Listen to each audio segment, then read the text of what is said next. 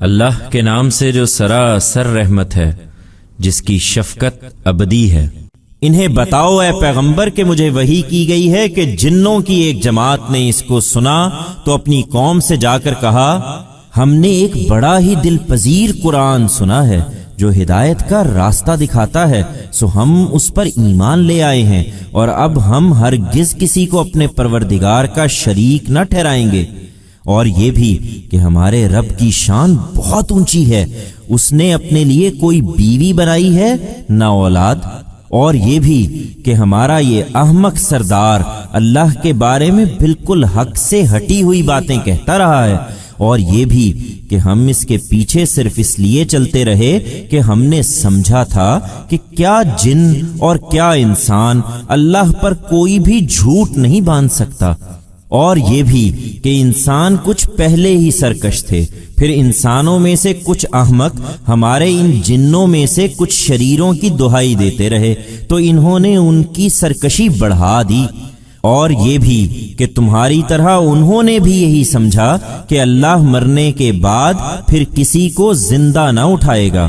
اور یہ بھی کہ اس قرآن کو سننے سے پہلے ہم کچھ تلاش میں تھے، اس لیے کہ ہم نے آسمان کو ٹٹولا تو دیکھا کہ وہ سخت پہرے داروں سے پٹا پڑا ہے اور اس میں شہابوں کی بارش ہو رہی ہے۔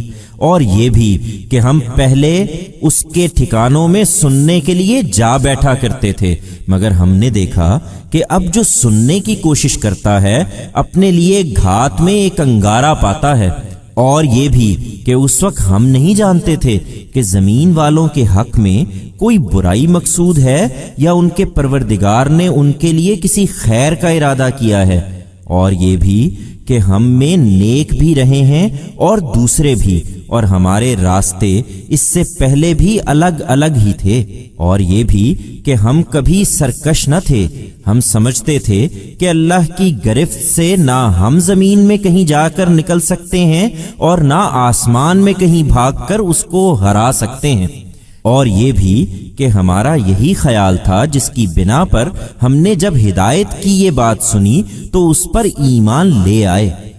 سو اب تمہیں بھی دعوت دیتے ہیں کہ تم میں سے جو اپنے رب کو مانیں گے انہیں کسی نقصان اور کسی زیادتی کا اندیشہ نہ ہوگا۔ اور یہ بھی کہ اس کے بعد اب ہمارے اندر وہ بھی ہوں گے جو حق کے سامنے سر جھکا دیں گے، اور وہ بھی جو سرتابی پر اصرار کریں گے۔ سو جنہوں نے سر جھکا دیا انہوں نے راستہ پا لیا، اور جو نافرمان ہوئے وہ پھر دوزخ کا ایندھن ہو کر رہے۔